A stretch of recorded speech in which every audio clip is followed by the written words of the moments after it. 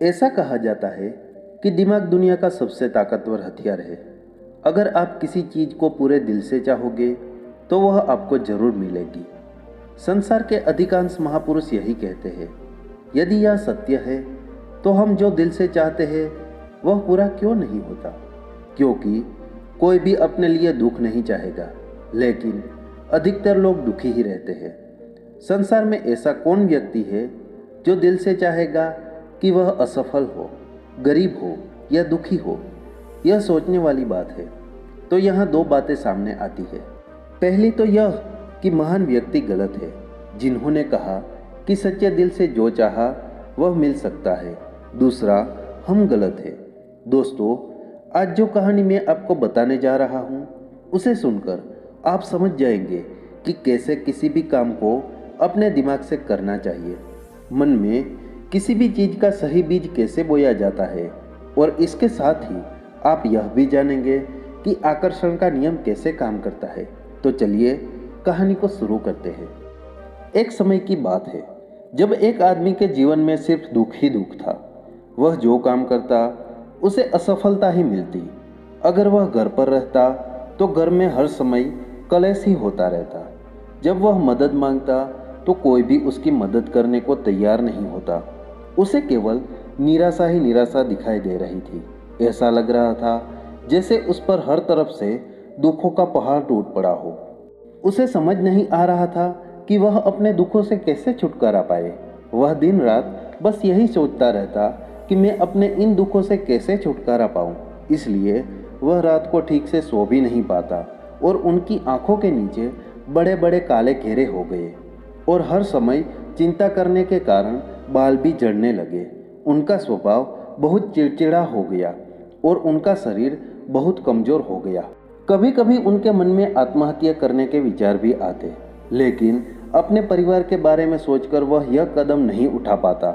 वह अपनी परेशानियों से इतना परेशान था कि उसने एक दिन फैसला कर लिया कि वह अपने दुखों से छुटकारा पाकर ही रहेगा, चाहे उसे कुछ भी करना पड़े, चाहे इसके लिए उसे कितनी भी मेहनत करनी पड़े, वह करेगा, लेकिन अपने दुखों से छुटकारा पाकर ही रहेगा। यह सोचकर उसने एक दिन अपने दोस्त से पूछा कि मैं अपना जीवन कैसे खुशहाल बना सकता हूँ। उसके दोस्त ने सुझाव दिया कि तुम किसी संत के पास जाओ। संतों के पास ऐसा मंत्र होता है जिससे सारे दुख दूर हो जाते हैं और जीवन खुशियों से भर जाता है और धन भी प्राप्त होता है। आप बस कोई ऐसा संत ढूंढ लीजिए जिससे आपका काम बन जाए। यह बात उस आदमी के मन में बैठ गई कि अब कोई संत ही मेरी समस्या का समाधान कर सकता है। इसलिए वह कहीं बाबा के पास गया और अपनी सारी समस्या बताई, उसका समाधान पूछा और संत से कहता, मैं कुछ भी करने को तैयार हूँ, आप जो कहेंगे मैं वह करूँगा, बस आप मुझे मेरे दुख से बाहर निकालिए। संत उसे कुछ उपाय बताते और कहते, इस उपाय को करने के बाद तुम्हारे घर में सुख शांति आएगी, लेकिन इन उपायों को पूरे विधि विधान से करें। इन उपायों के बदले संत उस आदमी से अच्छा खासा दान भी लेते। वह व्यक्ति उन उपायों को पूरे विधि विधान से करता, लेकिन कई उपाय करने के बाद भी उसके जीवन में कोई बदलाव नहीं आता था। इसके विपरीत कई साधु संतों को दान देते देते उनके पैसे भी खत्म होने लगे थे, जिससे उसकी परेशानी और भी बढ़ गई। उसने सोचा कि इन संतों के पास जाने से मेरी परेशानी और भी बढ़ने लगी है, तो मुझे क्या करना चाहिए? क्या मुझे इन संतों के पास जाना चाहिए या उनके पास जाना ही बंद कर देना चाहिए? एक दिन एक आदमी ने सलाह दी कि अपने घर में किसी अच्छे पुजारी को बुलाओ और उससे हवन करवाओ। घर में विधि विधान से मंत्र का जाप करवाइए। घर में जो भी नकारात्मक ऊर्जा पैदा हुई है वह भाग जाएगी और घर में सुख शांति आएगी। यह बात उस आदमी के मन में अच्छी तरह से बैठ गई और उसने एक पंडित को बुलाकर अपने घर में हवन करवाया। हवन अच्छे से हुआ और उस व्यक्ति ने खुशी खुशी पुजारी को अच्छा दान देकर घर भेज दिया। हवन करने के कुछ महीनों बाद उसके घर में सब कुछ ठीक हो गया। घर में शांति बनी रही और उसके छोटे मोटे रुके हुए काम भी पूरे होने लगे। लेकिन कुछ महीनों बाद फिर वही स्थिति हो गई। उस व्यक्ति को लगा कि अभी भी उसके जीवन में कुछ खास बदलाव नहीं आया है। अब वह आदमी पूरी तरह से दुखी हो गया। अब वह पहले से भी ज़्यादा परेशान रहने लगा। उसे लगने लगा कि अब जीवन में उसके दुखों का अंत कभी होगा ही नहीं। यह सब सोचकर उसकी हालत और भी खराब हो गई। तभी एक दिन उसे अपने मित्र से एक ऐसे संत के बारे में पता चला जो समाधान के बदले कोई भी दान नहीं लेता था। उस व्यक्ति ने सोचा कि यह संत दूसरों से अलग है, क्योंकि यह कोई भी दान नहीं लेता है, और यदि यह कोई दान नहीं लेता है तो अवश्य ही यह कोई सिद्ध संत होगा। यही सोचकर वह उस संत के पास पहुंच गया। वहां पहुंचने पर वह देखता है कि संत ध्यान कर रहे हैं, इसलिए वह चुपचाप बैठ जाता है और संत के ध्यान से बाहर आने का इंतजार करने लगता है।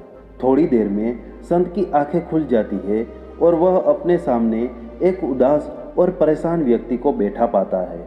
उसकी शारीरिक और मानसिक स्थिति देखकर संत को यह समझने में देर नहीं लगती कि वह व्यक्ति कितना परेशान है अपने जीवन से। संत ने उसे संबोधित किया और कहा, बेटा, तुम संत के पास क्या समस्या लेकर आए हो? आप किस विषय पर चिंतित हैं? व्यक्ति ने कहा, संत, मैं अपने जीवन के दुखों से बहुत परेशान हूँ। मैंने अपने दुखों को कम करने के लिए बहुत कोशिश की और वह काम किया जो हर संत ने मुझसे करने को कहा। हर वह तरकीब आजमाई जो किसी ने मुझे बताई थी, लेकिन मेरे जीवन के दुखों में कोई भी कमी नहीं हुई, बल्कि वे बढ़ गई। संत, मुझे समझ नहीं आ रहा मैं क्या करूं। कभी कभी मुझे आत्महत्या करने का मन करता है, लेकिन अपने परिवार के बारे में सोचकर मैं यह कदम नहीं उठा पाता। संत, मैंने आपके बारे में बहुत कुछ सुना है और बड़ी आशा से आपके पास आया हूँ। कृपया मुझे कोई ऐसा रास्ता बताइए जिससे मैं अपने दुखों से छुटकारा पा सकूँ। मैं अपने दुखों से छुटकारा पाने के लिए कुछ भी करने को तैयार हूँ। आप मुझे कोई भी रास्ता बताइए, चाहे कुछ भी हो या कितना भी कठिन हो, मैं इसे पूरा करूँगा। संत को एहसास हुआ कि यह आदमी वास्तव में बहुत परेशान है। संत ने उसकी बात सुनी और कहा, बेटा, दुखों को दूर करने के लिए मंत्र ऐसे ही नहीं मिलते, उन्हें पाने के लिए कुछ तो करना ही पड़ेगा। संत के मुख से ऐसी बात सुनकर पहले तो उस व्यक्ति ने सोचा कि यह संत भी अब मुझसे दान दक्षिणा मांगेगा, लेकिन उनके पास और कोई विकल्प नहीं था। इसलिए उन्होंने कहा, साधु, तुम जो भी दान चाहो मैं तुम्हें देने को तैयार हूँ, लेकिन तुम्हारा मंत्र सच्चा होना चाहिए, सफल होना चाहिए और उसका फल मुझे मिलना चाहिए। उसके बाद तुम जो भी दान मांगोगे मैं वह सब दे दूंगा। संत मुस्कुराए और बोले, दान दक्षिणा तो बहुत छोटी चीज़ है, मैं तुमसे इतनी छोटी चीज़ नहीं मांगूंगा। इस पर उस व्यक्ति ने थोड़ा और सोचा और कहा, संत, मैं अंगारों पर भी चलने को तैयार हूँ, आप बस मुझे आज्ञा दें।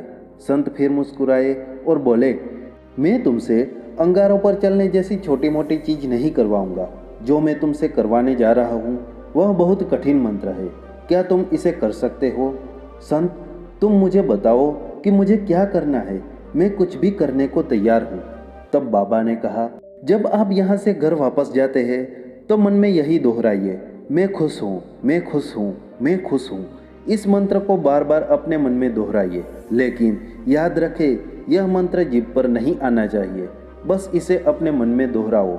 यह सुनकर वह व्यक्ति बोला, संत, बस इतनी ही बात है, मैं यह काम एक चुटकी में कर दूंगा। लेकिन क्या होगा यदि आप इन शब्दों को दोहराते हैं? तो संत ने कहा कि आप बस इस मंत्र को पूरा करें। वैसे भी आपने कई संतों के मंत्रों का जाप किया है, इसलिए इस मंत्र को भी आजमाइए।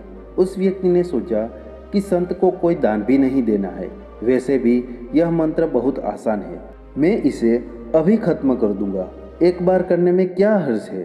ठीक है संत, मैं इस मंत्र को अवश्य पूरा करूंगा। और इतना कहकर वहां से चलने लगा।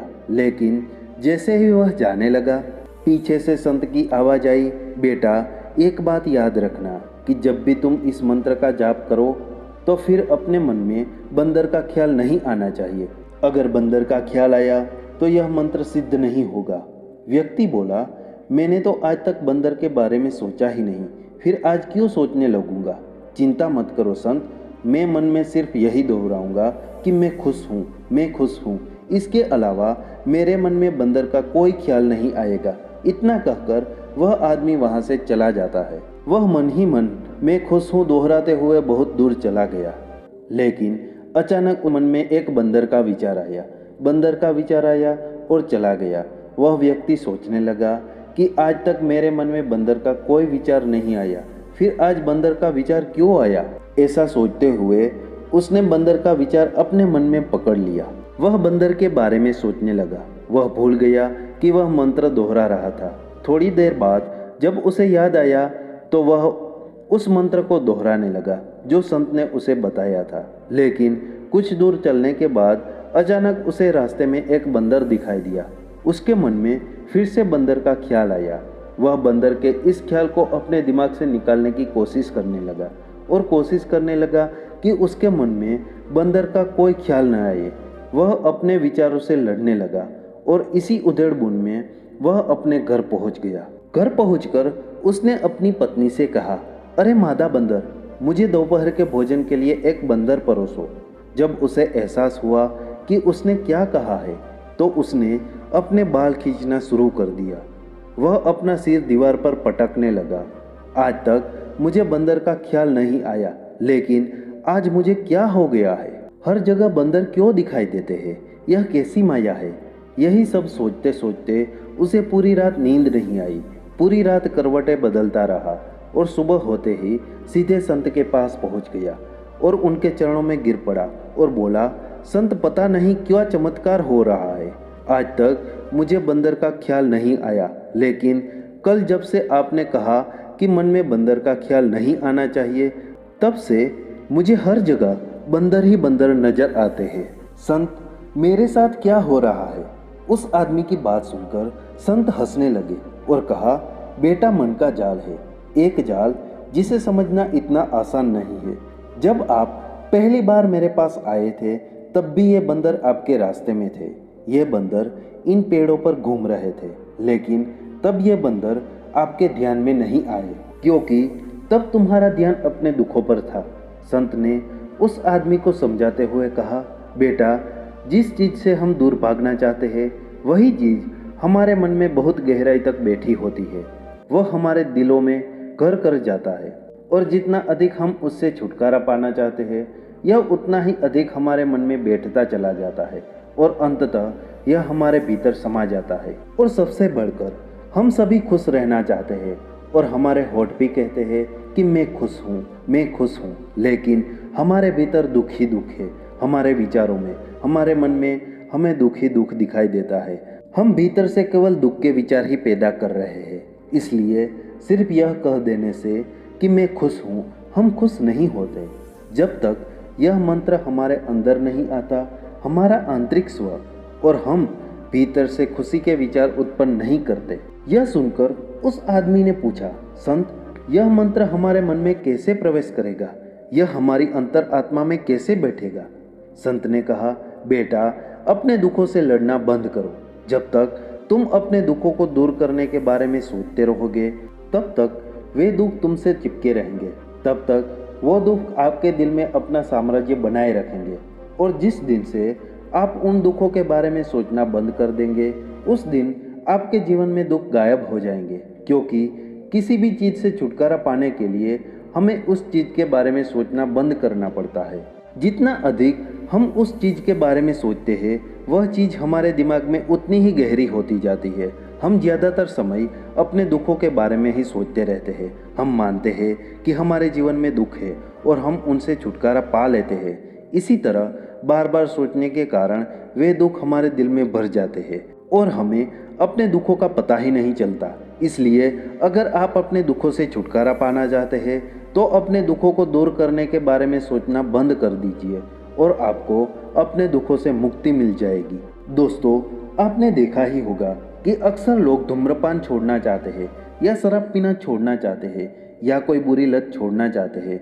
वे सुबह खुद से वादा करते हैं कि मैं आज कुछ भी गलत नहीं करूँगा। जब वह व्यक्ति शाम को लौटता है तो नशे में धुत होकर लौटता है। ऐसा क्यों है कि हम जो सोचते हैं उसे पूरा नहीं कर पाते? दरअसल हम उस समस्या को बहुत ज़्यादा महत्व दे रहे होते हैं। जब भी हम उस चीज़ को छोड़ने के बारे में बहुत ज़्यादा सोचते हैं तो उस चीज़ का महत्व बढ़ा देता है आपका विचार, और जितना हम उस चीज़ के बारे में सोचते हैं उतना ही हमारा मन उस चीज़ की ओर दौड़ता है। हमें उस चीज़ से लड़ना नहीं है, बल्कि बिना सोचे समझे उसके पास से गुजर जाना है। और अगर हम इस बात को अच्छे से समझ ले तो हम अपनी ज़िंदगी में जो भी हासिल करना चाहते हैं उसे अपने दिमाग में बिठा सकते हैं। अगर वह लक्ष्य एक बार हमारे मन में बैठ जाए तो हमें सफलता पाने में कोई परेशानी नहीं होगी। दोस्तों, मुझे उम्मीद है कि आपको यह वीडियो पसंद आई होगी, लेकिन फिर भी आपको यह वीडियो कैसी लगी हमें नीचे कमेंट बॉक्स में कमेंट करके ज़रूर बताइए। अस्तु, नमो बुद्धाय।